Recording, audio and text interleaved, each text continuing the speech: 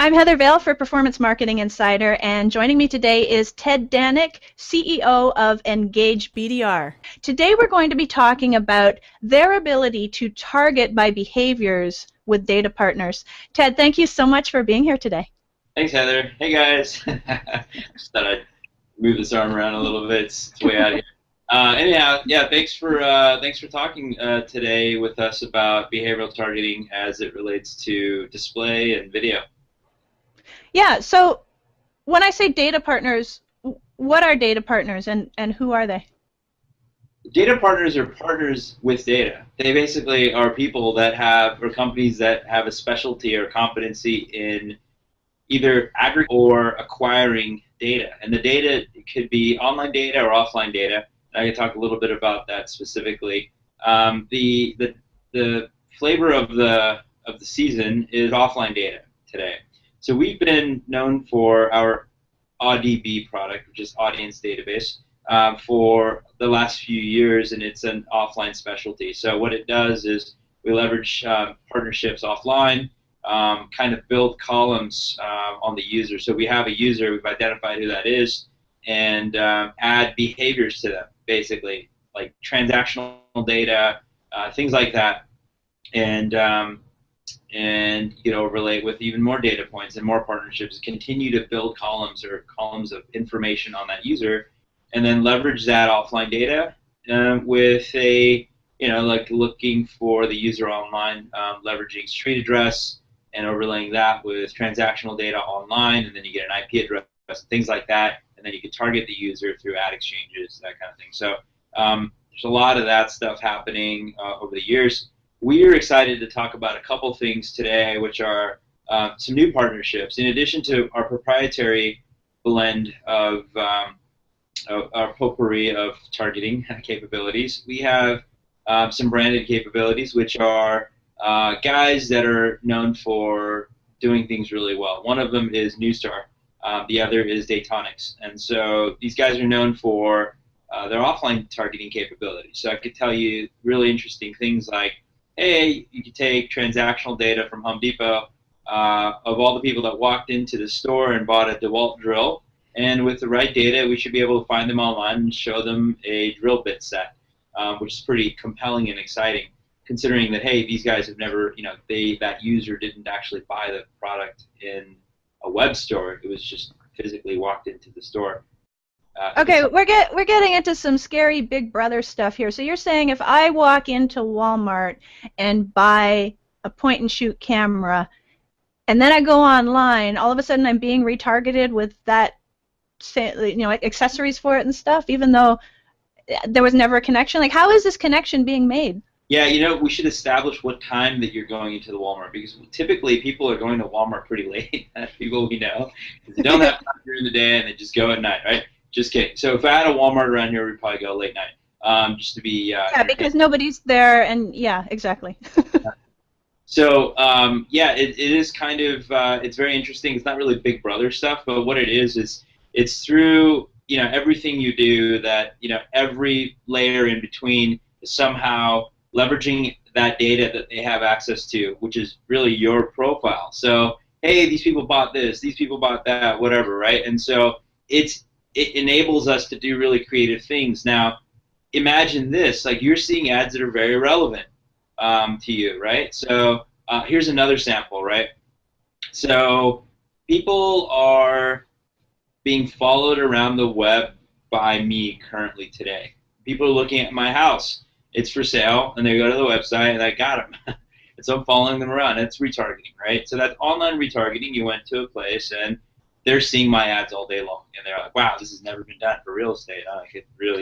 It's not rocket science. But things like that, right? They're clicking on these ads. The CTRs on these ads are insane. They're great. They're so much better than us buying content-targeted, ads for users that might be interested in real estate in this area, because it's just too broad.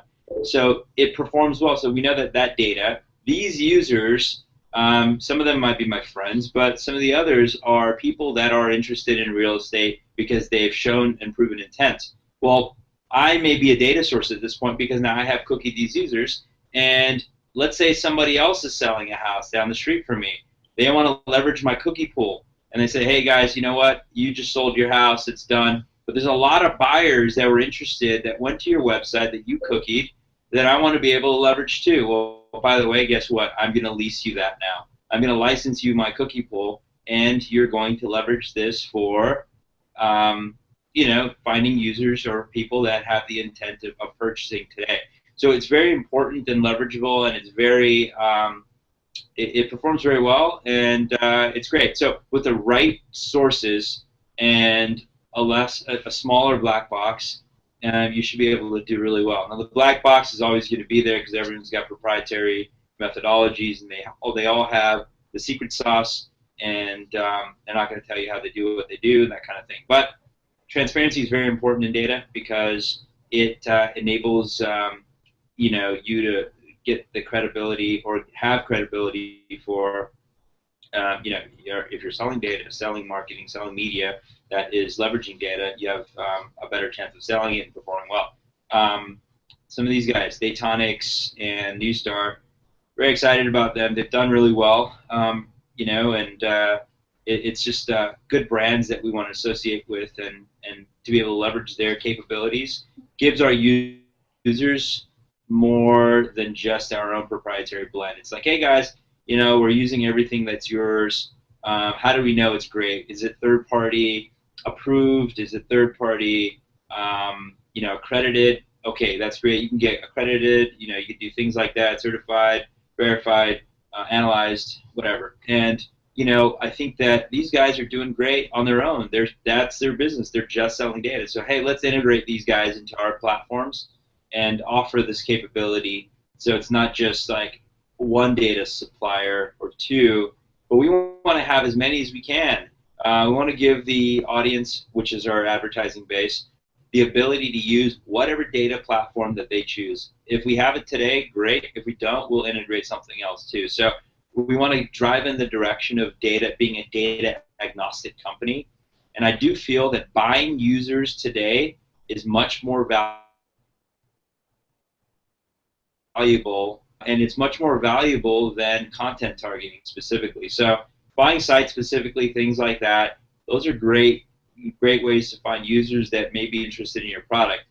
But it doesn't really tell you about the user so much. It's like, oh, a user might be interested in this capability, this type of content, but does it tell you if the user is actually interested in your product, which you happen to be marketing on that site? You're just kind of inferring that.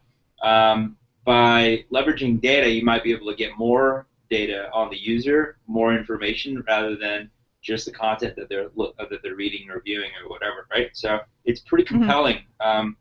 In the future, we are all going to be buying users or bidding for users instead of buying content-targeted ads. And Facebook has started this very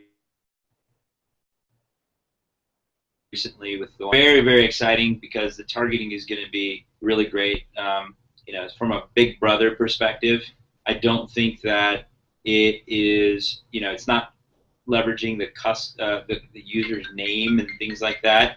It is really more after the behavior of a user with no face. So it's kind of how it is.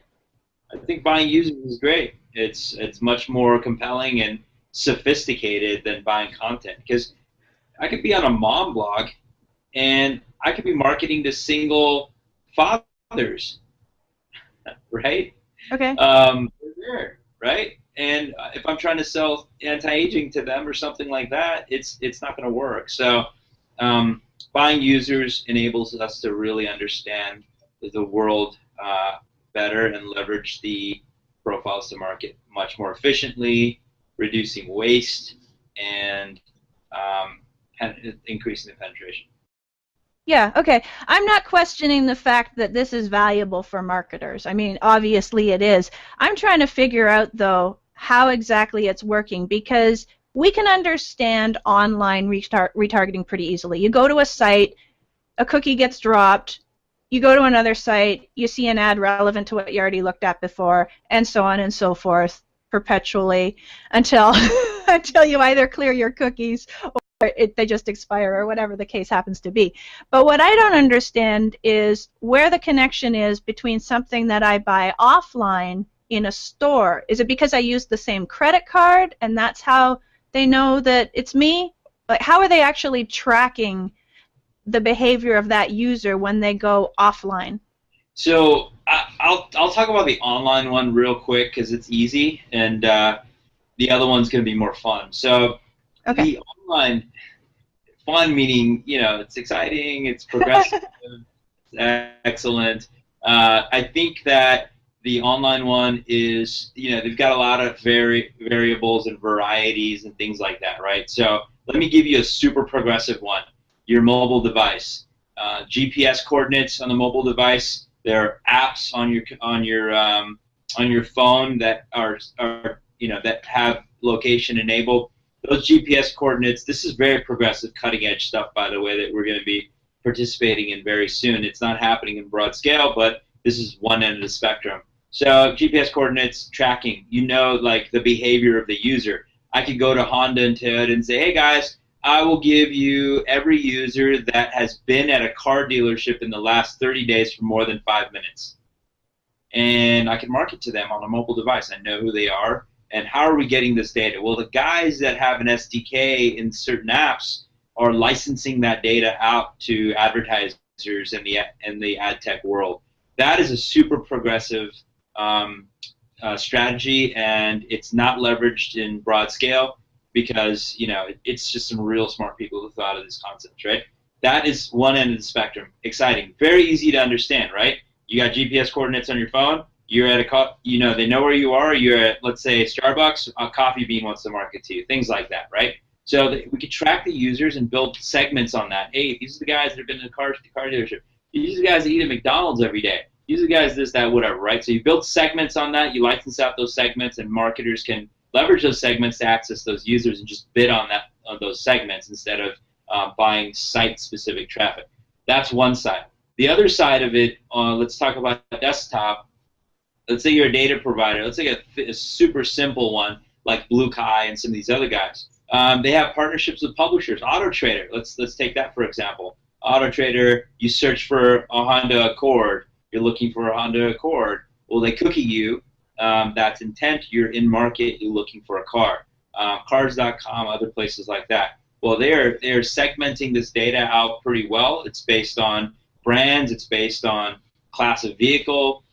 Time frame, all this stuff, and all of a sudden you're going to start seeing car ads all across the internet. It's kind of like retargeting, but they're licensing this data out, and there's a rev share with the publisher. So that's a pretty basic one.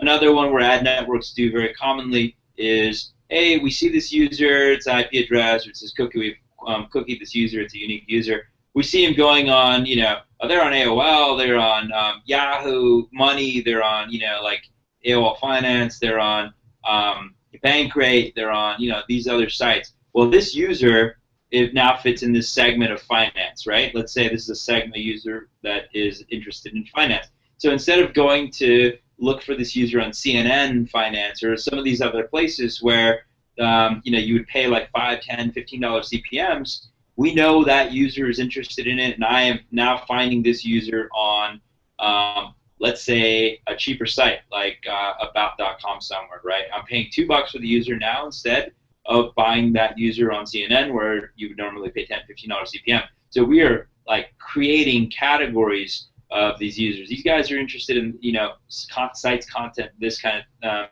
demographic, and this thing here and that, whatever, right? So it's pretty basic, that stuff. Now that's the online world. Let's talk about the offline world. Offline world. Some of these advertisers are creating feeds and rails of transaction data inside the store, and let's just say offline inside the store.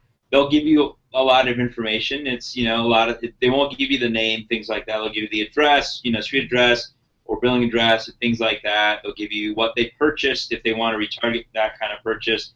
The example I gave you with Home Depot on the DeWalt drill, that is a common thing. And the way that we find that user, it's generally up to the media company to match that user. Now, Home Depot could match the user if they have access to other information on that user. Hey, this is the same user that's buying on our website. Here's the data on this user. And then they can access them themselves, or they could just give the profile to the ad company. But a lot of times, what we do is we'll have partnerships with big other data providers to like kind of match the data. So we take the offline stuff, whether it's like, let's say, address, and then all the behaviors around it, right? Let's say this address bought this piece of information, and let's say that the way that the Home Depot got your address was you have a Home Depot credit card, okay? So they know you swipe that card, they know it's their user, they know your street address, your billing address, things like that, and it's easily accessible. Just depends on what kind of data they're subscribing to as well, because you could use your Bank of America card, and they might have a partnership in place with, let's say like a First Data or somebody to match that card with a billing address. And then they got the billing address, and they're storing that profile on their side. And then all we need is a street address to match the user with an online transaction company. And we take that street address. They give us an IP address, and it's got to be fresh. 30 days, maybe too long sometimes. We get an IP address on the user, and all of a sudden in our ad exchange, where we're seeing 50 billion bid requests a day, we can see that user. We have 97% penetration in the U.S., so the chances of us seeing the user are pretty high. So then, you take all this data from offline. Let's just say even the direct mail guys, all the advertisers leveraging direct mail, they have pretty deep profiling data on the users. All of that stuff is very relevant today, because I could take that, it has a street address, match it on this side with transaction data, get an IP address. Now I'm looking for that same user online. So guess what? Now we're taking all the dollars that are used in direct mail, potentially going after those budgets, because it's a lot more efficient. We can track how it performs online. It's much more relevant. It's an exciting conversation. We're very progressive. We call it green advertising because it's eliminating waste.